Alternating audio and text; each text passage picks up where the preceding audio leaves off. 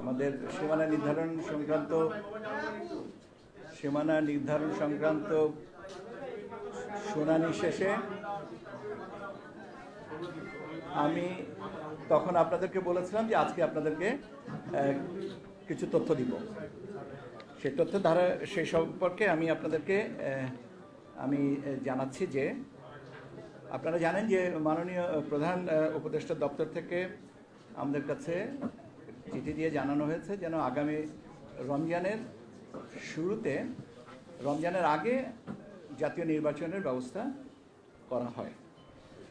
তার ধারাবাহিকতায় এবং এর আগে থেকে আমরা এ বিষয়ে যে বিভিন্ন কার্যক্রম যেগুলো আছে সেই কার্যক্রমগুলো আমরা চলমান রেখেছিলাম এবং সময় সময় আমি আমাদের মাননীয় কমিশনার ব্রিগেডিয়ার ফজলুল সাহেব এবং সিইসি মহোদয় বিভিন্ন সময় আপনাদেরকে বিভিন্ন তথ্য দিয়েছি।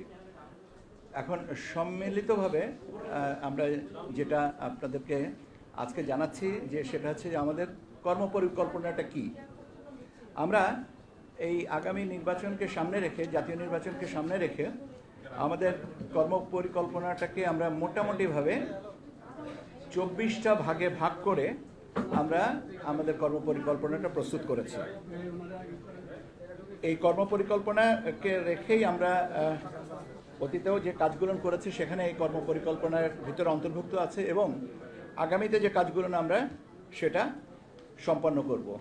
একটা বিষয় এখানে বলে রাখা প্রয়োজন যে কর্মপরিকল্পনায় যে কাজগুলো আছে উল্লেখ করা আছে এইটা একটার সাথে আরেকটা সম্পর্কিত।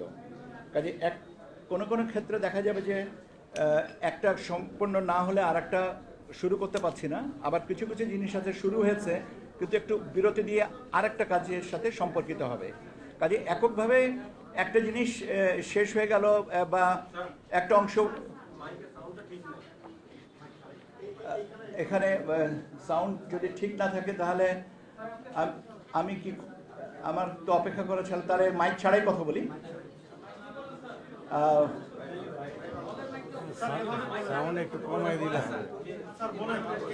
আচ্ছা, এখন এই মুহূর্তে আমার মনে হয় না যে আর বাড়তি কোনো ব্যবস্থা করার সুযোগ আছে। যাক, আমি যেটা বলতে চাচ্ছিলাম যে আমাদের এই কর্মপরিকল্পনাটাই আমরা 24টা অংশে ভাগ করে আমরা দেখেছি। আর তার একটা হচ্ছে অংশীজনের সাথে সংলাপ। এটা আমরা শুরু করার ইচ্ছা আছে আমাদের সেপ্টেম্বরের শেষাংশ থেকে। আমরা 1 থেকে 1.5 মাস সময় নিব। এটার সাথে সুশীল সমাজ, রাজনৈতিক দলের প্রতিনিধি, বিশ্ববিদ্যালয়ের শিক্ষক, নারী সমাজের প্রতিনিধি, ইলেকট্রনিক অ্যান্ড প্রিন্ট মিডিয়ার ব্যক্তিত্ব যারা আছেন ইত্যাদি যারা আছেন তাদেরকে সবাইয়ের সাথে আমরা এই সংলাপ গ্রহণ করব এবং সংলাপের জন্য সময়সূচিগুলো আমরা পরবর্তীতে জানিয়ে দেব এবং আমরা তাদেরকে আনুষ্ঠানিকভাবেও আমন্ত্রণ করব। এটা আমরা সেপ্টেম্বরের শেষে থেকে শুরু করে নভেম্বরের 1 থেকে 1.5 মাসের মধ্যে আমরা কমপ্লিট করব। আপনারা জানেন যে ভোটার তালিকা এই কাজটা আমরা অনেক দিন ধরেই করছি এবং আমরা আপনাদেরকে জানিয়েছি যে আমরা 3টা ভোটার তালিকা এবার প্রকাশিত হবে এবং একটা হয়ে গেছে 2রা মার্চ, এখন আরেকটা যেটা হচ্ছে সেটা হচ্ছে 31শে অগস্ট। আর এর পরবর্তীতে আমরা 31শে অক্টোবর পর্যন্ত যাদের বয়স 18 বছর হবে তাদেরকে নিয়ে একটা ভোটার তালিকা করব, যেটা আমরা কমপ্লিট করব by the end of November. এর সাথে আছে আপনার নির্বাচন আইন বিধি সংস্কার এবং এর সাথে একটা আমরা নির্বাচন পরিচালনা বিধিমালা, নির্বাচন কর্মকর্তা বিশেষ আইন 1991 এবং নির্বাচন কমিশন সচিবালয় আইন 2009, এই 3টা এই মুহূর্তে আমাদের আইন মন্ত্রণালয়ে বিবেচনাধীন আছে। আর আমরা 2টো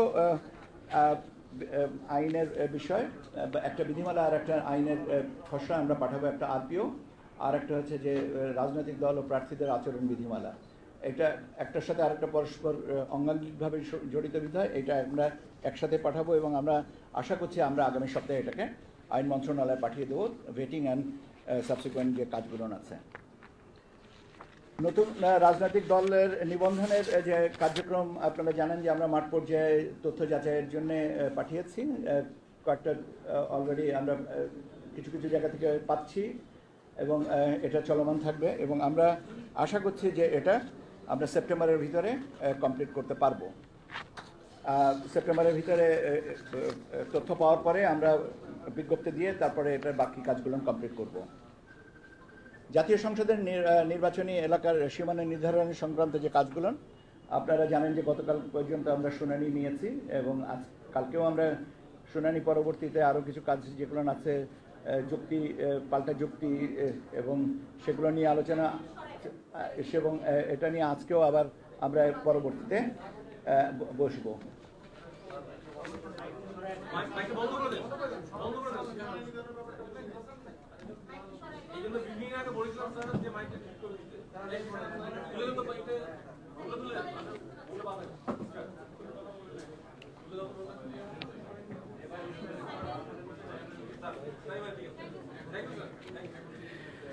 আমি সীমানা নিয়ে বলছিলাম যে গতকালকে পর্যন্ত আপনারা জানেন যে আমরা সীমানা নিয়ে যে শুনানি ছিল সে শুনানিটা কমপ্লিট করেছি।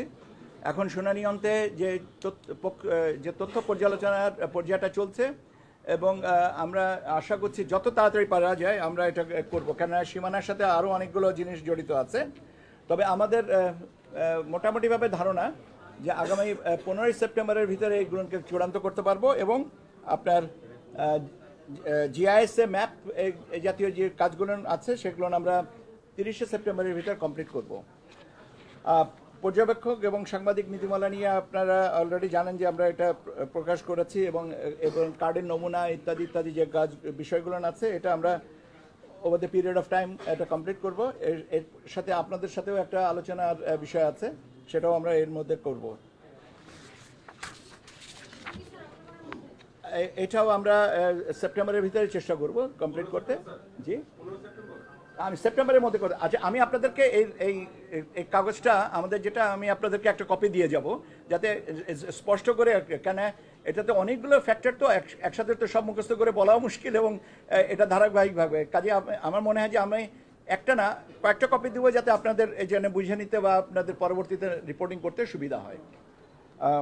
আমরা আমাদের একটা ম্যানুয়াল তৈরির একটা বিষয় থাকে, নির্বাচন সংশ্লিষ্ট ম্যানুয়াল তৈরির বিষয়, এবং এই ম্যানুয়ালের আবার আরেকটা বিষয় আছে যে সমস্ত জিনিস আইন বিধি সংশোধন করানো হবে সেগুলো এতে অন্তর্ভুক্ত হবে। তো যেহেতু আমাদের 30শে সেপ্টেম্বরের ভিতরে আমরা আশা করছি যে বিধিবিধানগুলোকে আমরা সংশোধন পারবো, এটা করার যত তাড়াতাড়ি সম্ভব এটাকে আমরা করতে পারবো এবং এটাকে দরকার পড়বে আমাদের মাঠ পর্যায়ের প্রশিক্ষণের সাথে। কাজে আমরা আনুষ্ঠানিকভাবে আমরা অনুমিত হচ্ছে যে 31শে অক্টোবরের ভিতরে আমরা এই পুরো কম্পাইলেশনটা করে আমরা অন্ততকে ম্যানুয়ালগুলো তৈরি করে নিতে পারি যাতে আমাদের কাজগুলো সুবিধা হয়। এর সাথে আমাদের আছে কিছু নির্দেশিকা, কিছু পরিচয়পত্র যেটা নির্বাচন কর্মকর্তাদের সাথে সম্পর্কিত এবং প্রশিক্ষণ যে সমস্ত আছে টিওটি কাস্কেডিং মডেলে এই জিনিসগুলো আমরা 31শে অক্টোবরের ভিতরে সম্পন্ন করব।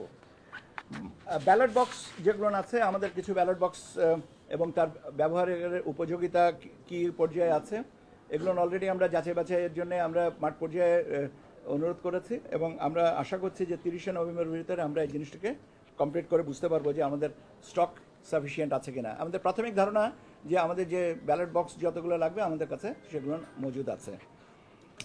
বাজেটের একটা বিষয় আছে, বাজেটটা এখনও আমরা কমপ্লিট করি নাই, কারণ বাজেটের একটা বড় অংশ আছে আপনার নিরাপত্তার সাথে সম্পর্কিত, নিরাপত্তা ব্যবস্থার সাথে যারা আমাদের সহযোগী হবেন যেমন পুলিশ, আনসার এবং অন্যান্য যে প্রতিরক্ষা বাহিনীর যারা আছেন তাদের বাজেটগুলো নিয়ে কম্পাইল করতে হবে। কাজে এটা আমি ঢালাওভাবে এইভাবে বলতে পারবো না যে এটা কিছু হচ্ছে কত নাগাদ করা হচ্ছে, তবে স্বাভাবিকভাবে budget is a very important aspect, যত তাড়াতাড়ি সম্ভব আমরা সেটা করব। এখানে আমাদের একটা টাইম লাইন আছে, কিন্তু সেটা থেকে বড় কথা হচ্ছে যে এই টাইম লাইনের আগেই কাজগুলো গোছানোর চেষ্টাটা আমাদের আছে। ভোট কেন্দ্র স্থাপন সংক্রান্ত যে বিষয়গুলো আছে আমরা ভোট কেন্দ্রের যে মোটামুটিভাবে আমাদের প্রাথমিকভাবে নীতিমালায় বলা ছিল যে প্রতি বুথে গড়ে 3000 প্রত্যেক কেন্দ্র এবং প্রত্যেক বুথে 500 এবং পুরুষ এবং 400 মহিলা, এই হিসাবে আমরা এটাকে আবার রিঅ্যাসেস করে দেখেছি যে 3000 ঠিক আছে, এই সংখ্যাটা ঠিক আছে প্রতি কেন্দ্রের জন্য, কিন্তু আপনার প্রতি বুথে 600 পুরুষ এবং 500 মহিলা, এই হিসাবে আমরা বুথের সংখ্যাটা পুনর্নির্ধারণের কথা চিন্তা করছি এবং সেই অনুযায়ী আমরা আশা করছি যে এই ভোট কেন্দ্রের নির্ধারণের সংখ্যাটা ঠিক হয়ে যাবে এবং এটা অন্ততপক্ষে ভোট গ্রহণের 25 থেকে 30 দিন আগে আমরা তালিকাটা প্রকাশ করে দেব। জনবল এবং প্রশাসনিক ব্যবস্থা, আপনারা জানেন যে আমরা বেশ কিছুদিন আগে, আমি জানি না আমাকে কে এক ভদ্রলোক জিজ্ঞেস করেছিলেন যে এই বদলি করা হচ্ছে এগুলো নির্বাচনের প্রস্তুতি হিসেবে কিনা। আমি বলেছিলাম যে সবটাই আমাদের নির্বাচনী প্রস্তুতির অংশ, কেন বদলি একটা চলমান প্রক্রিয়া, এটাকে নির্দিষ্টভাবে নির্বাচন বা নির্বাচন কেন্দ্রিক না এটা বলার সুযোগ নেই। আমাদের কাজটাই তো নির্বাচন কেন্দ্রিক, তার কাজে যে কোনো প্রশাসনিক ব্যবস্থাটাই নির্বাচন কেন্দ্রিক হয়ে থাকে।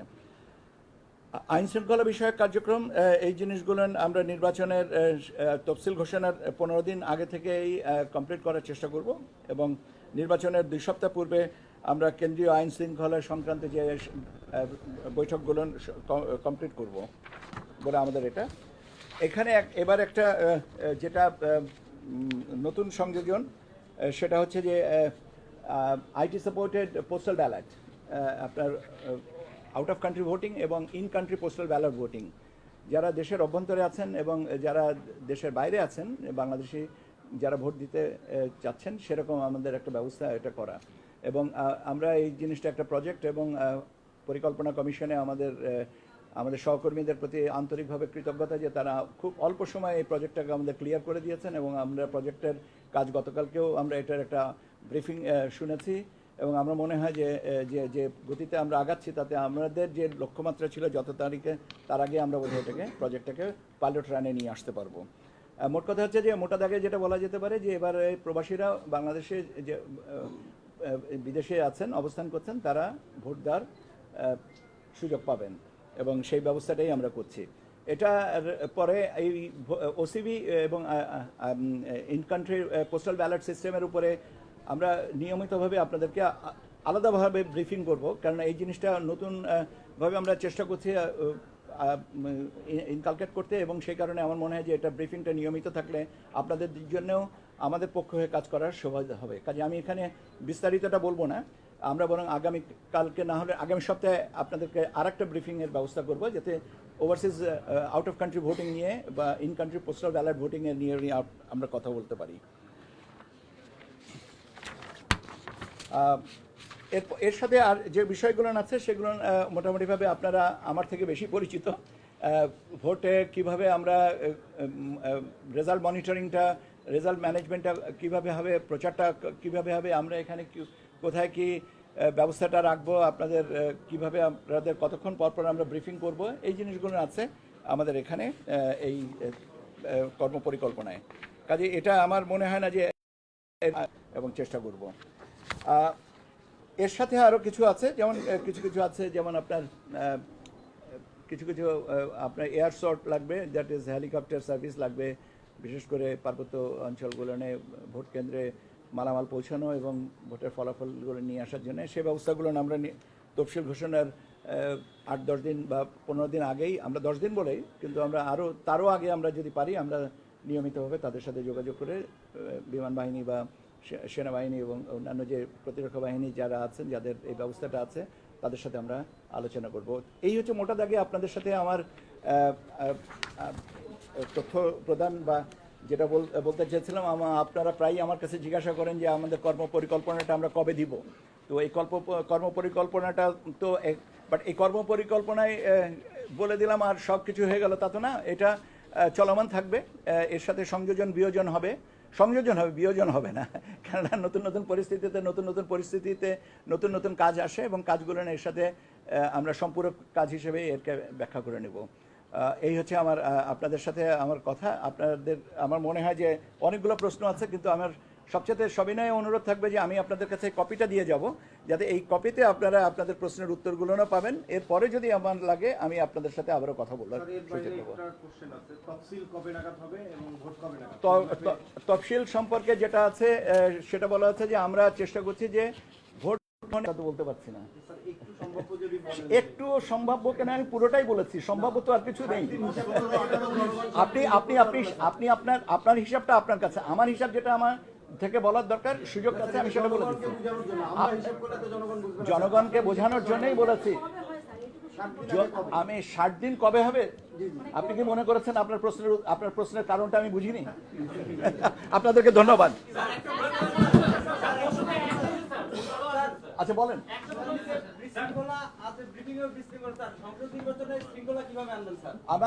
আমি তো আজকে কোনো বিশৃঙ্খলা দেখিনি।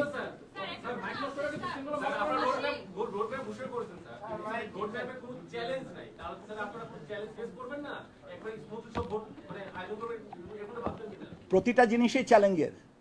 আমি কি জানি আগামী 8 ঘন্টা পরে আমার জীবনে কি দুর্ঘটনা ঘটবে না?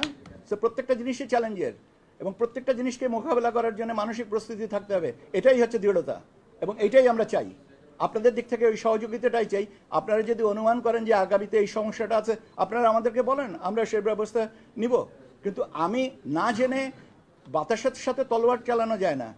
পরিস্থিতি আসবে, পরিস্থিতি মোকাবেলা করতে হবে, ওটাই চ্যালেঞ্জ। এবং ওইটার জন্য মানসিকভাবে যে দৃঢ়তা থাকার দরকার, আল্লাহর মেহেরবানিতে আমাদের সবারই সেই দৃঢ়তা আছে, আপনাদেরও আছে, আমাদেরও আছে। স্যার, এক্সিস্টিং পলিটিক্যাল যে সিচুয়েশন এবং ল এনফোর্সমেন্ট যে সিচুয়েশন, এই সিচুয়েশনে কি আপনি মনে করেন যে সুষ্ঠু ভোটের পরিবেশ আছে? কেন থাকবে না? Existing law and order situation এটা স্বরাষ্ট্র মন্ত্রণালয়ের বিষয়। আমাদের বিষয়টা হচ্ছে যে নির্বাচন সংক্রান্ত কার্যক্রমগুলো এগিয়ে নিয়ে যাওয়া। আপনি আমাকে নির্বাচন সম্পর্কিত যে কার্যক্রম বলেন, আইন শৃঙ্খলা পরিস্থিতির ব্যাপারে আপনি স্বরাষ্ট্র মন্ত্রণালয়ের স্বরাষ্ট্র সচিব বা ওনাদেরকে জিজ্ঞেস করেন। আমি ওইটার রেফারেন্সে এটাকে মানে কোরিলেট করা তো বোধহয় বুদ্ধিমানের কাজ হয় না। আস্তে আস্তে আস্তে আস্তে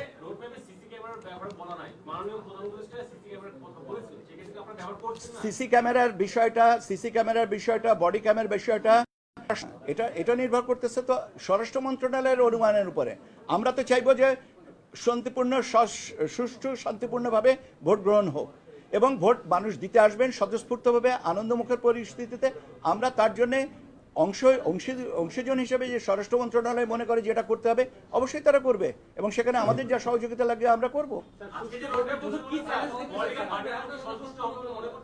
আজকে কি ঘটনা ঘটেছে? জি, এটা হচ্ছে যে আমাদের কর্মপরিকল্পনা। রাজনৈতিক দলগুলো যখন অংশীজনদের সাথে আমরা আলোচনা হবে, তখন তাদের যদি কোনো মতামত থাকে আমাদের নিশ্চয়ই বলবেন। এবং আমি তো বলেছি যে এটার সাথে সংযোজন হতে পারে, বিয়োজন হওয়ার কোনো সুযোগ নেই। আমি এটা আপনাকে ভালো করে একটা ব্যাপার একটু জানতে চাই। আপনারা শুরু থেকে বারবারই বলেন যে আইন শৃঙ্খলার পরিস্থিতি নিয়ে যখনই কথা ওঠে তখনই বলেন যে এটা তো ওর দায়িত্ব, তার দায়িত্ব। দিন শেষে তো সবই তো স্যার নির্বাচনের আওতাধীন। তো সেই ক্ষেত্রে আপনাদের ওই ভাবনাটা কি স্যার? আমাদের ভাবনা তো, আচ্ছা আমি ওনার প্রশ্নের উত্তরটা দিয়ে নেই। আমাদের ভাবনাটা তো আমি বলছি যে আমি স্বরাষ্ট্র মন্ত্রণালয়ের সাথে যে আলোচনার বিষয়ে যোগদান আছে, আমরা কি বলেছি আমরা আলোচনা করব না? এটা তো পারস্পরিক একটা সমঝোতার ব্যাপার, এবং ইট ইজ এ কোলাবোরেশন। এই কোলাবোরেশনটা যখন যেখানে যতটুকু প্রয়োজন হবে নিশ্চয়ই আমরা করব। এখন আপনি যদি বলেন যে আগামীকাল 3টার সময় এই কোলাবোরেশন করতে হবে, এখানে আমার আপত্তি আছে। এখানে আমি আগামীকাল 3টার সময় এটা নাও লাগতে পারে, আগামীকাল সকালবেলা যে দুর্ঘটনা কোনো ঘটবে না এবং সেই জন্য আমার প্রস্তুতি থাকবে না, তাও না। প্রস্তুতির যেটা লাগবে সেটা পরিস্থিতি অনুযায়ী আমাদের আগাতে হবে। এটা এক পূর্ব সিদ্ধান্ত, এটা আমাদের না। ভবিষ্যৎ দ্রষ্টা আমরা নই। আমরা ভবিষ্যতে যেটা আসবে সেটাকে সামাল দেওয়ার জন্য যাবতীয় যা করার আমরা সময় মতন করব। আপনি সাম্প্রতিক প্রেক্ষাপটে বর্তমানে যে পরিস্থিতি আছে, যেখানে অপপ্রচার, নির্বাচন থেকে অপপ্রচার এবং এআই এর একটা চ্যালেঞ্জ আছে, সেই ব্যাপারে আপনাদের পরিকল্পনা কি ভেবেছেন? এআই এটা আমাদের মনে হয় যে this is a very interesting, এবং এটা একটা চ্যালেঞ্জ। আমি নিজেও স্বীকার করি এটা স্বাভাবিকভাবে এটা challenge. AI, miss information, disinformation, fake information, এগুলো অনেক তাত্ত্বিকভাবে যে আমরা ট্যাগিং করি না কেন, এটা একটা চ্যালেঞ্জ। আমরা এটা নিয়ে কাজ করছি। আমরা এটা নিয়ে আমাদের যে ভিতরে আমাদের সংশ্লিষ্ট যে সংস্থাগুলো আছে তাদের সহযোগিতা নিয়ে আমরা এটাকে অ্যাড্রেস করব। একটা জিনিস বলা ভালো যে আমরা কি আমাদের সব কিছুই সামাল দিতে পারবো? চেষ্টা করব যাতে সব কিছুটাই সামাল দেওয়া যায়, কিন্তু এই সামাল দেওয়ার ক্ষেত্রে কিন্তু আপনাদেরও একটা যথেষ্ট বড় ভূমিকা আছে। কাজে আপনারা আমাদেরকে সহযোগিতা করেন, নিশ্চয়ই আমরা আমাদের অভিষ্ট লক্ষ্যে যেতে পৌঁছাতে পারবো।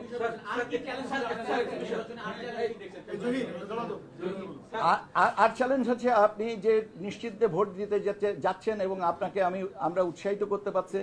আপনি যদি বলেন যে না আমি উৎসাহিত হব না, আমি কোনোভাবেই উৎসাহিত হব না, এটাই তো আমার সবচেয়ে বড় চ্যালেঞ্জ।